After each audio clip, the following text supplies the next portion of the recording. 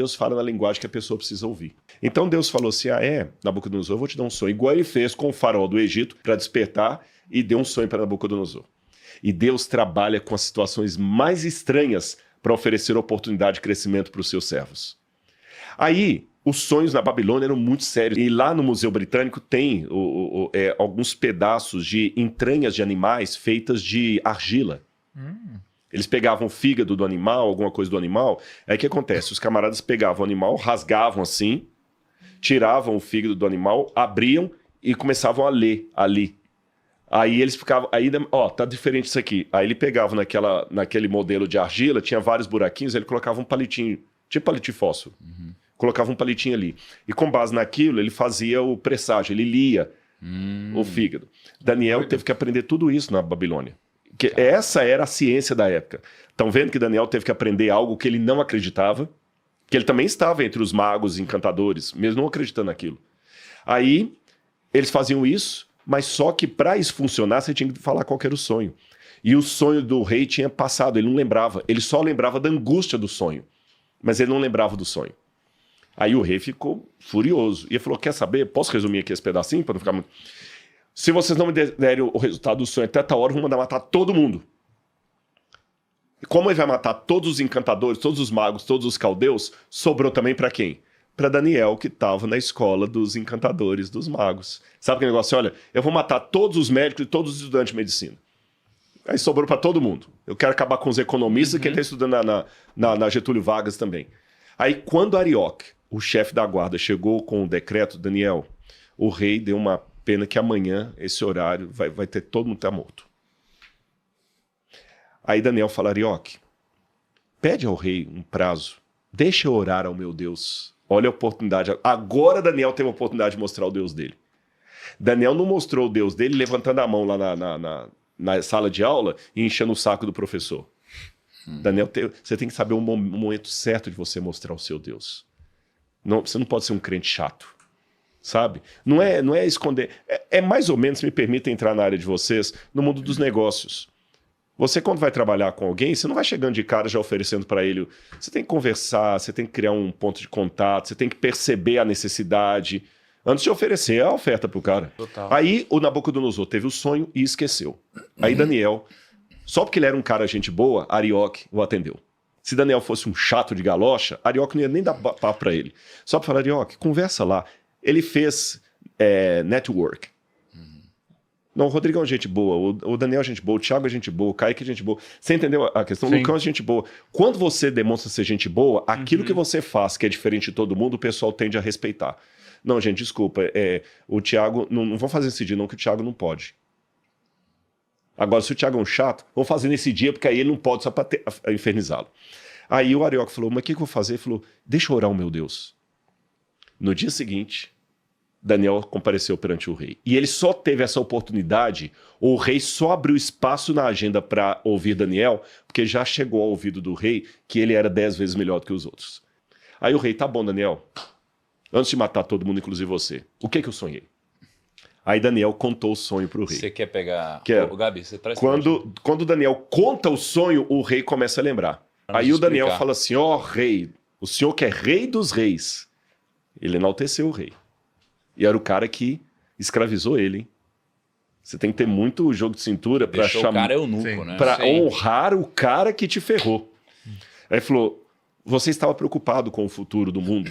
Então, o Deus dos céus lhe revelou o que vai acontecer. Então Daniel aproveitou na honra que ele deu ao rei para testemunhar do Deus verdadeiro. Não foi Marduk, não foi Nabu, não foi Bel, não foi Ishtar, nenhum dos deuses da Babilônia. Foi o Deus dos céus.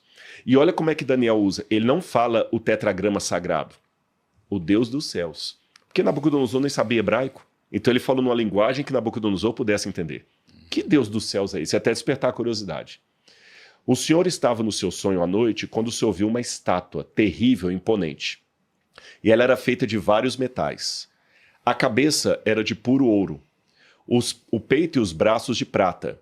O quadril de bronze. As pernas em ferro e os pés, se estiver mostrando lá, em ferro misturado com barro. Quando o senhor estava olhando essa estátua imponente, ó rei, uma pedra foi cortada de uma montanha sem auxílio de mãos e foi arremessada e bateu nos pés da estátua, esmiuçando a estátua em vários pedaços. E essa pedra que esmiuçou a estátua encheu toda a terra. Este é o sonho, e a sua interpretação também daremos ao rei. Isso está aqui em Daniel capítulo 2. Quando Daniel contou isso ao rei, foi isso mesmo que eu sonhei. Então eu já dei o sonho, agora eu vou dar para o senhor a interpretação. Quer falar alguma coisa antes de passar para a interpretação? Pode ir. Ir? Acho bem interessante isso. Aí, a interpretação, isso aqui, pessoal, você que está assistindo em casa, isso aqui é tão forte que eu vou te falar o seguinte. Porque isso aqui é como se a historiazinha virasse a história zona agora. A história zona. Né? E contada com séculos antes de acontecer.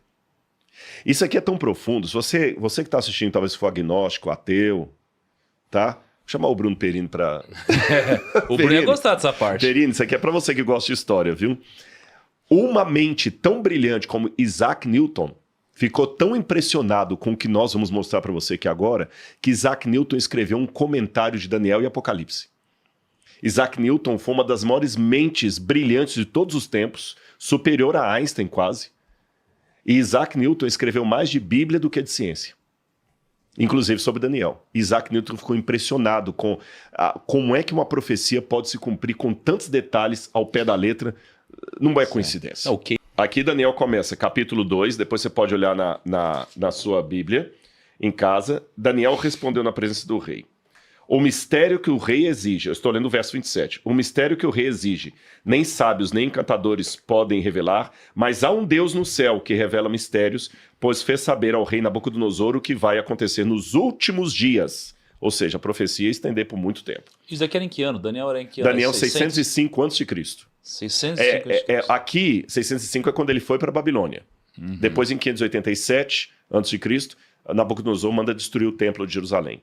Então, esse sonho aqui pode ter sido por volta de 601 a.C., nessa época, assim, depois de 3 anos que Daniel estava ali na Babilônia. Nesse 605, 3 anos, por volta de 602 a.C., 601.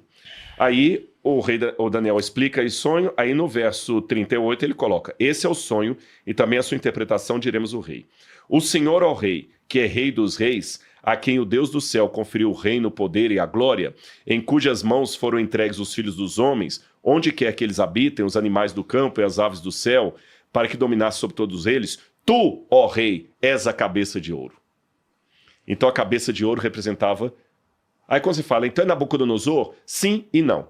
Porque naquela época, eles mesclavam a figura do rei com a figura do reino. Tá certo? É como se eu falasse assim, a Casa Branca anunciou, a Casa Branca foi o presidente. Mas a gente fala a Casa Branca, ou o presidente. Você fala Hitler ou a Alemanha nazista. Você mistura Napoleão ou a França napoleônica, né? Mussolini ou a Itália fascista. Então você mistura o rei com o reino dele. Então a cabeça é Nabucodonosor. O domínio, entre aspas, mundial, não literalmente mundial, mas a superpotência da época. Depois do Senhor se levantará outro reino inferior ao seu, e um terceiro reino de bronze. Então eu já sei que as partes da estátua são reinos, e um sempre inferior ao outro. E de fato, a prata vale menos no mercado que o ouro, o bronze vale menos do que a prata, o ferro vale menos que o bronze, e o ferro misturado com barro, o ferro enferrujado, vale menos que o ferro puro. Só um pequeno PS, é interessante isso, porque assim, o preço dos metais preciosos, eles mudaram ao longo do tempo. Então você falar o que continua até hoje valendo da mesma forma, isso também é uma informação muito relevante. Tipo, o alumínio no passado, ele valeu mais do que outros metais preciosos, o alumínio. E aí, de repente, o alumínio perdeu completamente valor e a gente usa hoje para embrulhar pão. Então, quando você vê a informação há tanto tempo atrás, que hoje continua na mesma hierarquia, isso também é uma prova importante. Então, para resumir, ele fala, então virá um reino depois do seu e depois do seu. Então, agora, para resumir, eu vou falar quais são esses reinos. Esse aqui é a Babilônia. A Babilônia durou de 606 a.C., 612, quando Nabopolassar domina a Assíria, até 538 a.C., quando a Babilônia cai. E a Babilônia cai de uma maneira que ninguém esperava. Quem assume o poder era um reino inferior, a Medo-Pérsia. Você tem 2 reis, Dario e Ciro, que eles se juntam, tio e sobrinho, e sabe como é que eles conquistam a Babilônia? Sem derramamento de sangue. Sim. Eu vou deixar a conquista da Babilônia para contar no capítulo 5. Acabou de chegar. Tá bom? Mas a Medo-Pérsia também caiu por um reino inferior a Macedônia. Quando um jovem macedônio chamado Alexandre Magno, Alexandre o Grande, conquista a Macedônia, depois a Grécia e vai conquistando o mundo e ele domina a Medopérsia. Lembra por exemplo, o filme Alexandre que está passando aí? Então é aqui, ó, é a Grécia. Então, se a Medopérsia, e ó, interessante, 2 braços, Média e Pérsia. E só um detalhe, nós não vamos falar hoje aqui, porque senão ia ficar até o Natal, mas essa mesma profecia é repetida no capítulo 7 e 8 com mais detalhes que nem estão aqui. Tá bem? Por exemplo, no capítulo 7 vai falar que um reino era maior do que o outro, e a Média era maior do que a Pérsia era maior do que a Média. Aí vem Alexandre o Grande. 331 a.C. é a época de Alexandre o Grande. Então eu tenho 606 a 538, Babilônia, 538 a 331, a Medopérsia, 331 a.C. até 323, Alexandre o Grande. Aí, no capítulo 7, deixa eu só dar esse detalhe aqui, porque didaticamente vai ser importante. Daniel vai falar que esse reino representado pelo quadril de bronze, ele iria ser destruído sem esforço de mãos. Ele mesmo ia quebrar. E depois que ele quebrasse, 4 reinos iam se levantar dele.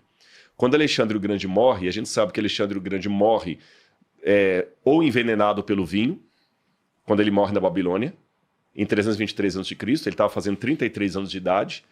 E quando ele morre, ele não deixa descendente, porque o descendente dele foi morto, e quem assume o governo no lugar de Alexandre são, de fato, os 4 generais dele, Cassandro, Seleuco, Lisímaco e Ptolomeu. Até o número da divisão do reino, Daniel vai dar no capítulo 7. 323 acaba isso aqui, aí ele fala do reino demonstrado pelas pernas, um reino feroz, Roma. Começa em 323 a.C., que é Alexandre, depois vem os generais dele, aí Roma sai justamente de um desses reinos aí, e ela começa a sua hegemonia mesmo por volta do ano 160, aquela época e tal, do Pompeu vai conquistar Jerusalém em 63 a.C., então aqui você tem a Roma. Agora eu quero me deter na última parte da estátua. Olha o que Daniel fala. Então aqui vamos recapitular. Babilônia, Medopérsia, Grécia e Roma. Quando chega na última parte do reino, olha o que Daniel fala no verso 41. Você pode ler para a gente, por favor, 40? 41. 41. Como viste, os pés e os dedos eram em parte de barro e em parte de ferro. Isso quer dizer que esse será um reino dividido, mas ainda assim terá um pouco da força do ferro, embora tenha visto ferro misturado com barro. Pode continuar. Assim como os dedos eram em parte de ferro e em parte de barro, também esse reino será em parte forte e em parte frágil. E como viste, o ferro estava misturado com o barro. Isso significa que se buscarão fazer alianças políticas por meio de casamentos, mas a união decorrente dessas alianças não se firmará, assim como o ferro não se mistura com o barro. Vou parar aí. Então a gente aprendeu que esse último aqui seria a continuação da perna dividida. Tá certo? Tanto é que é ferro misturado com barro. Aqui mudou o metal, aqui mudou o metal, aqui mudou o metal. Aqui não, só misturou com barro. O que aconteceu em 476 depois de Cristo? Roma ocidental foi dominada pelos povos bárbaros. Vieram os vândalos, érulos, os ostrogodos, os lombardos, os suevos, os francos, os saxões, vários grupos bárbaros que estavam ao redor de Roma, eles descem e em 476 depois de Cristo eles conseguem entrar na capital, matam o imperador de Roma e aí cai Roma ocidental. E eles dividem o Império Romano em várias etnias dos próprios bárbaros ali, tá certo? E aí que vão surgir, por exemplo, os suevos viram Portugal. Os gálios e francos viram a França. Os saxões viram a Inglaterra. Por isso que a língua saxônica, né? Os lombardos, os alemanos viram a Alemanha. Os vândalos, érulos e ostrogodos viram a Itália. E Daniel também falou que esses 3 reinos iam cair para subir uma hegemonia na Itália. E no capítulo 7. E acontece exatamente isso. Os vândalos, érulos e ostrogodos caem e aí surge uma hegemonia, que é a hegemonia papal. E aí você tem esses reinos formando os países da Europa Ocidental hoje.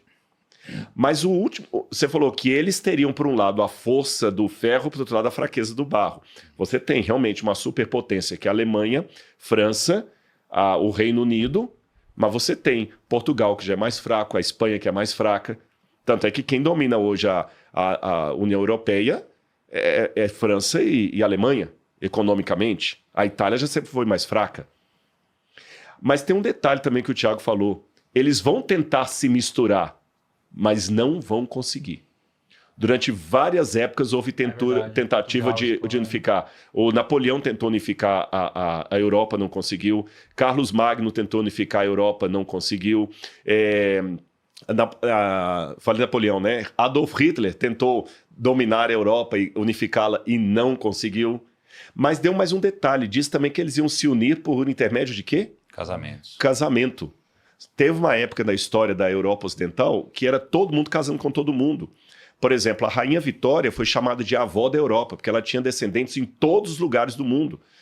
O sobrinho neto dela, o neto ou sobrinho neto, agora eu não lembro, que era o Wilhelm, da Prússia, da Alemanha, era neto dela. Vamos pegar o Dom Pedro I, por exemplo, do Brasil. O Dom Pedro I era filho de Dom João VI, que era rei de Portugal, casado com Carlota Joaquina, que era princesa da Espanha. E Dom Pedro, por sua vez, era casado com a princesa da Áustria, gente, a Leopoldina, que era da Áustria. Já percebeu quantas uniões de matrimônio teve na Europa? Se você fizer uma história mesmo do surgimento da Europa, a Europa, todo mundo tinha parente em todo lugar, e mesmo assim ela não se unificava. Depois houve a tentativa do mercado comum europeu para unificar a Europa. Não conseguiram. Eu fui mochileiro na Europa antes da União Europeia. E nessa época eu lembro que a gente ia para Portugal, usava o escudo. Ia para a Itália, usava a lira. Ia para a França, usava o franco. Cada país tinha uma moeda. Aí já estavam anunciando, nessa época lá, a União Europeia. E eu lembro que eu, na França, conversando com um francês que não queria acreditar na Bíblia, eu falei assim, essa União Europeia, ela não vai vingar.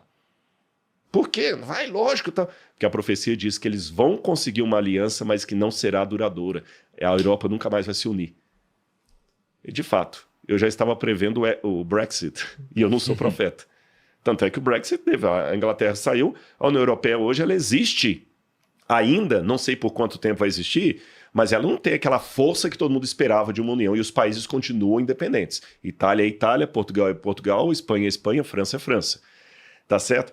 Exatamente como a profecia disse, eu estou falando há séculos no passado. Sim. Agora, antes de passar para o próximo versículo que eu queria que você lesse, Tiago, raciocina comigo, é uma questão de inteligência. E lembra, isso aqui não é coisa de crente retardado, não. Isaac Newton acreditou nisso. Será que Isaac Newton era um babaca? Eu creio que não. Para mim, do ponto de vista acadêmico, é mais fácil acreditar que tem uma mão divina por detrás da história do que crer que tudo isso é coincidência. É só coincidência. É muita coincidência para ser só coincidência. A profecia acertou desde Daniel até hoje. Agora lê o próximo verso, por favor, Tiago. No verso 44. Na época desses reis, o Deus do céu estabelecerá um reino que jamais será destruído e que nunca será dominado por nenhum outro povo. Destruirá todos os reinos daqueles reis e os exterminará. Mas esse reino durará para sempre. Verso 45. E aí, esse é o significado da visão da pedra que se soltou de uma montanha sem auxílio de mãos, pedra que esmigalhou o ferro, o bronze, o barro, a prata e o ouro. O grande Deus. O Deus poderoso mostrou ao rei o que acontecerá no futuro, o sonho é verdadeiro e a interpretação é fiel. E eu posso dizer que é fiel mesmo. Ou seja, nós estamos vivendo em que parte da estátua? Na cabeça? Não. Nós estamos vivendo aqui na divisão. E é nos nossos dias que Deus vai suscitar um reino dos céus. Por isso que eu prego em todo lugar que eu vou, falo mesmo. Jesus voltará. A segunda vinda de Cristo foi profetizada e ela acontecerá nos nossos dias. Quando, Rodrigo? Não sei. Não sei se vai ser daqui a 1 ano, 2 anos, 10 anos. A gente pode tentar algum prognóstico, mas assim, com parcimônia para não virar profetado. Porque ninguém sabe o dia exato, mas a profecia vai se cumprir.